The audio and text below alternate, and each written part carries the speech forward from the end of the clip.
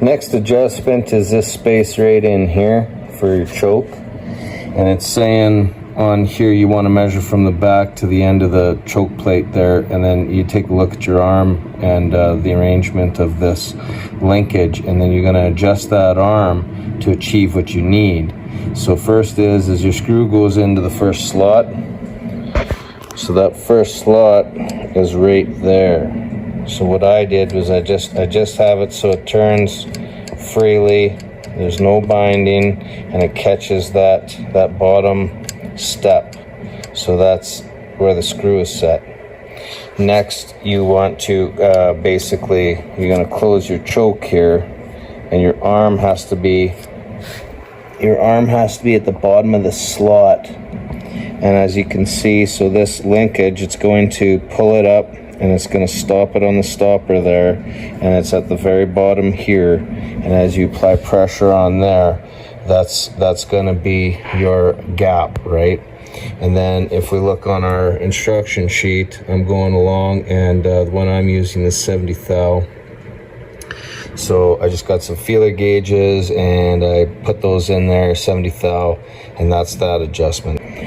The next adjustment will be you're going to depress down your diaphragm and put a finger on there. That's going to hold it in place. And then you want to move your choke all the way back. And what you're doing is you're adjusting right there. Press that down all the way. Hold that with your thumb, and then you want to basically move it so it's at the end of the slot. And now you want to measure that gap there. And so that gap, according to our instructions, should be 130 thou.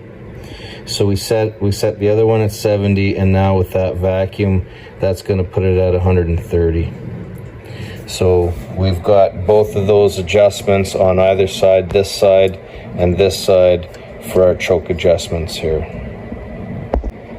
It's going to be difficult to show with one hand here, but you want your throttle wide open, and then you want this contacting the tang there, and then you want this linkage as it was before, basically touching the bottom of this slot. And after all of that, you want that space for your choke to be 280 thou according to our instructions there on the end. So that's the unloader, 280 thou. And to adjust that, you're going to adjust this tang here that contacts this. So in my case, it was pretty much right on, so I didn't really have to adjust it, but that is how you make that adjustment for the unloader. The last thing it's telling us to do is to basically set our fast idle to the second step on there, but I'm not gonna do anything until we install this onto the vehicle, and then we start setting, fine-tuning things with the vehicle running. So if we want to do a review on this, basically I choose the instruction sheet. There's two of them. There's actually one for this style where it's got kind of like that pocket in there, and then there's the other one for our the front end here, like this on ours.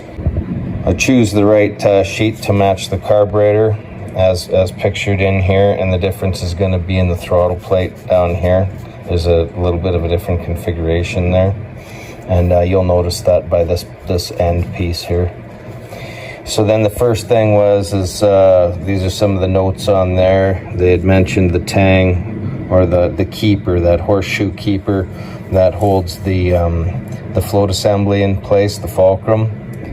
So it's like saying on here, the retainer float pin, be sure the retainer is seated on the float pin and not hung up in the guide slots. And then this is basically our setting for 35 thou, and that was the space in between, in that slot there, between the top and the bottom. You start off at 35 thou, and then moving on from there, this is again, while we're rebuilding it, this is the setting for the 1/4 inch for the floats there. We're setting our vacuum piston here. So you push the metering rods and the piston down, and then you tighten up this screw here. So that's basically setting it. So as soon as you kick the throttle open, it's gonna open up them metering rods. Then we move over to this one here, and this one was the setting for our basically our pump. If you can see the illustration there, they got the two lines. That's the top of the pump shaft, and then this is representing the top of the housing or the casing or whatever, and that distance was 1/2 inch. And once you've achieved that, then you tighten that screw down to maintain that 1/2 inch. Then over here we've got our first adjustment for the choke, and we're going to measure, and that was 70 thou when we set that for 70 thou, and then we adjust this linkage to get that 70 thou there. And also too, you want to have that on your first step.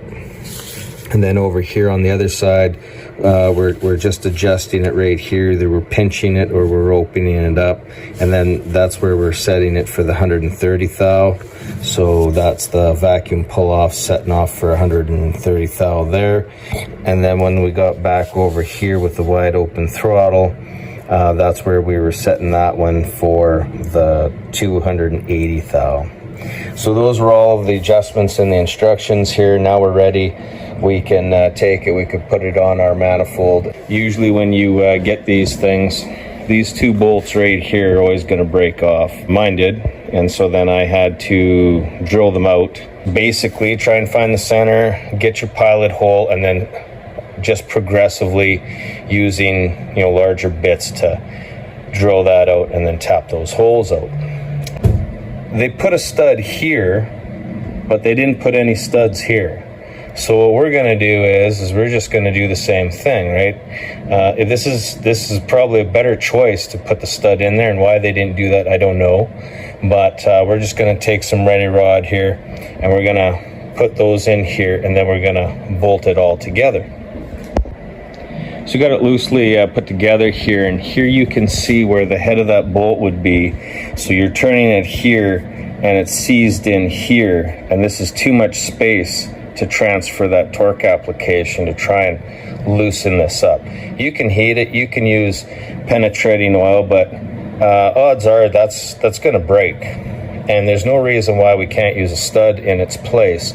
And the reason that you want, like you need these to be, you need to be able to loosen these off and take them out, because when you're installing this thing, here's your center stud here, and then we're going to put these two studs in here. And now when you install this onto the engine, you want this loose. This needs to be loose from that. And then when you're bolting these on, you're going to bolt all those on to where they want to be, flat and true. And then once you've achieved that, that is where it's found itself, where it's going to be. And then now you torque down your nuts here, and then we're going to find out how long we want these rods with a little bit of thread left over, and we'll chop them down to where they need to be, and then we'll have two nuts here. There's not enough room in here. Not enough room for the nut, let alone the socket that's going to go on there. So in our case, we're likely going to have a situation where you need an open-end wrench just to turn your nut, because you can't get a socket all the way around this thing. We can't really remove too much material because we're pretty close already for where that's at.